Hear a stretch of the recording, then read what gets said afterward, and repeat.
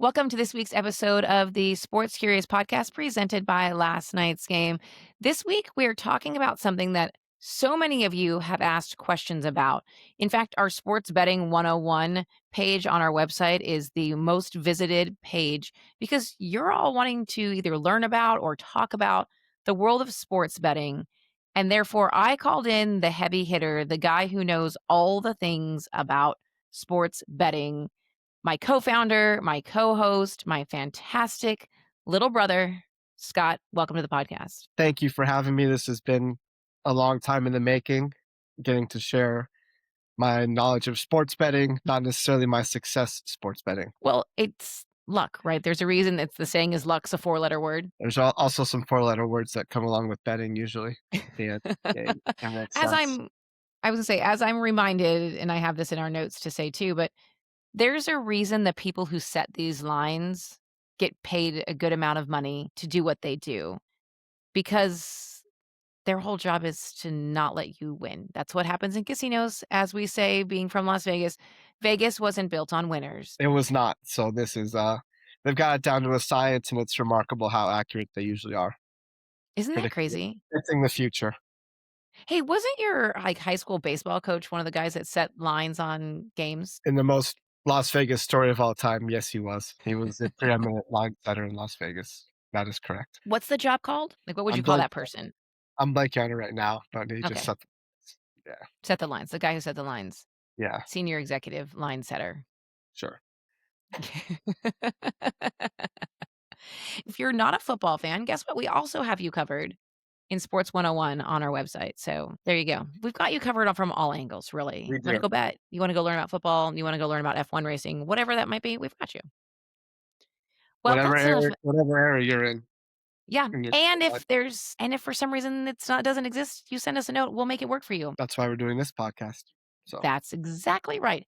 And in that lead in, we will talk a little bit about sports betting. We're going to talk about some scenarios. I'm going to ask you some questions about different kinds of betting. Now, if I'm correct, a lot of these things spread, money line, over under. Yes, we're going to use them as reference to football, but you can use them, and it's football, baseball, all of those sports really do use the same terminology. they do football, basketball usually use the spread. Baseball, the spread is referred to as the run line, and in Okay. hockey, it's called the puck line. So it's all kind of the same thing, but it's all referencing the spread. Okay. Awesome. See, then we're learning so much already right out of the gate. So talk to me about you talked about the spread. So if I'm going to I guess kind of walk me through a scenario. I want to ask you questions about these, but also if I'm walking up to the window at a sports book or if I'm logging on to DraftKings to place a bet, kind of maybe give me some scenarios too. Like how would I say that? Because I know I've bet on the Super Bowl before with you and I kind of like feel like I rehearsed my line when I walk up before I get up there. So talk to me about let's go through maybe some of the scenarios, and you can maybe just give us a little some pointers. Let's talk about the spread. Okay, we'll start with the spread first. So that is going to be a number set by that individual sports book on how they think the game will end as the final score. So we'll just pick a random game. We've got Cowboys and Eagles, and it looks like right now the Eagles are -3, which means they are favored to win the game by more than 3 points. So that's how that sports book, or that's how Las Vegas sees that game going, that the Eagles will win the game by more than a field goal. So, And question then for you. So, you say that sportsbook chooses. I'm assuming that if you're an MGM property, all of your sportsbooks are probably going to be the same line. But you're saying that, let's say we're talking Vegas and then we're talking DraftKings, they might have two different spreads. you can sometimes find that variation where somebody might have it at 2.5 points. Another book might have it at 3.5 points. It's kind of up to them to where they set it to get their Got most it. beneficial odds on bets they're taking. But if you search hard enough, you can sometimes find a little bit of variation on that number. Okay. Got it. And it just kind of Okay. depends on what money that individual book is taking. Got it. Okay. That makes sense. So now you're talking about I want to bet the money line. What the heck does that mean? So money line is a straight up bet on who you think is going to win. So if the Eagles were favored by 3 points, if you were to bet on them, you wouldn't make much money. You're gonna your bet won't have the same payout as betting them spread. But if you were to bet the Cowboys at +3, they are underdogs, so you would make more money than taking them with the spread, but they would have to win outright. Got it. So you're So, saying favorites aren't going to pay out. If you pick a favorite, it's not likely to pay out no, as much. But it because does the it's most likely to win, that's why. right. But if you take the Does the underdog, yeah, Yeah. So the spread doesn't count in this. Money line is just straight up, I pick the Cowboys regardless correct. just to win. They have to Got it. win. They can't lose by 3. Okay. Got it. Okay. And then we talk about the over under. Over-under is one of the favorite bets to make for most bettors. If you don't like either particular team, that's maybe on the Sunday night, Monday night game, and you just want to see point totals, that's usually the way to go. So over, they're setting the number at a certain point. We'll go with 50. If both teams combine to score over 50 points, you win your bet. No problem. You don't care who wins. If you go under 50, if both teams score under 50, you win your bet. You don't care who wins. So it's a good way to watch the game and not necessarily care who the actual outcome. So what happens if they score exactly 50 points? So it's not over and it's not under. 50 points would be what's called a push, or it's called a void in some sports books. You just get your money back, which is better than a loss. So, a True. push or void is most bettors will take it other rather than losing. So it's not necessarily a terrible thing, but you Got it. obviously want to win. So here's a question for you. I know that the sports book obviously takes a small cut of Yes. each bet. So if I get a I mean, talk to me about that, but then if I get a push, do I lose that percentage or whatever that they take? So if you're betting the spread or over unders, there's going to be what's called in the sportsbook world the vig or the juice, which is the percentage that the sportsbook makes off that bet if you lose, which is how they make their money. So if we go back to the spread of Eagles -3, the odds on that would be -1, which means you're losing 10 cents for every dollar you bet. So Okay. if you wanted to bet $10, you would have to bet $11 total to win $10, if that makes sense. It And that's does, a but it typical seems Yeah, so that's a typical number for the spread, and the over/under is -110. So you're losing 10 cents on every dollar you bet. got it. $100 So you'd have to bet to win. if it's a push, do I lose that 10 cents on the dollar? You get your original stake back. So if you bet $10, you get your $10 back. You get Okay, back whatever got you it. bet. You don't necessarily lose anything, no. Got it.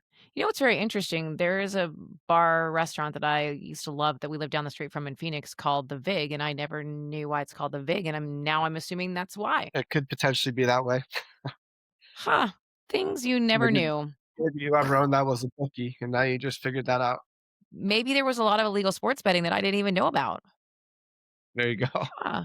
See, Life's we should have paid better life's attention. different now. If I would have had this podcast back then, I would have known, but You could podcasts have also didn't exist then. known you could have gotten in on the illegal action at that point. Damn it. You know me, I'm such a good bettor that Yes. I'll sign me up.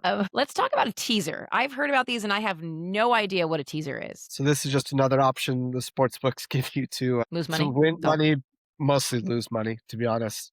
So the more picks you have, obviously the worse odds you have of actually winning. So if you really want to win a bet and want to make money, the slow and easiest way is to do one game at a time. But we live in a culture where there's no patience. People want instant gratification. So a teaser is a form of a parlay, which a parlay is a bet of at least two teams, and then each game has to win for you to win your bet. So obviously, the odds of you winning decrease by every team that you add to your bet. And then, sorry, we'll go back to the teaser. The teaser gives you the option. So if you had a parlay bet of Eagles +3, Chiefs, Seahawks -2, a teaser will give you an option to move that point spread either like 5 to 7 points either way. So you can mess with it and move maybe the Eagles to -2, or so you can vary in 5 to 7 point ranges. And in the bettor's mind, that helps them with their odds to win that bet because they believe that Vegas or that sports book sets the line at a certain number for a reason. for a reason. So do you have to pick I want I wanna give the Eagles more points or less points? You can do either way. Okay, so but I have to pick it. You It's can not just a slide it, yeah. variable. No, Okay. and you get to pick the amount of points you want. It can be like 5, 6, 7. So you can Okay. increase or decrease. So it's an interesting concept. It is interesting. So, it's worse odds because it's obviously you're Different you're number. making the odds of you winning easier, which means your odds really get worse in that Yes, sense. and the payouts Okay, are not as good as normal parlays. that's right. Okay, got it. And so And you're parlay, just I'm yeah, you're taking basically 3 counting on whoever set that number to be to be right. off. Oh, Yes. be Well, right. to be Okay. right, and then you wanna assign the number more in your favor. Got it. Okay. That makes sense. And so parlay, like if I'm walking up to a window, how am I betting? Talk to me about the betting language if I'm doing some of these bets. So like kind of maybe just give me some examples. Absolutely. Walking up to the betting window can be extremely stressful situation, as Mhm. you know, during Super Bowl week with hundreds of people in line. That's why a lot of people don't even do it anymore. They just lay in bed and do it on their phone. So Mhm. it takes a lot of anxiety away from people. But if you were to walk up to the sportsbook, usually they have numbers associated with each game. So each game is numbered, each team is numbered. So you would give them the number and just say, I want to parlay Giants +3, Buffalo Bills -1.5, and LA Chargers -1.5. And that would be a 3-team parlay. And then you would give them an amount, which we could do $10, Yep. and then they would make that parlay for you. They'd be locked in.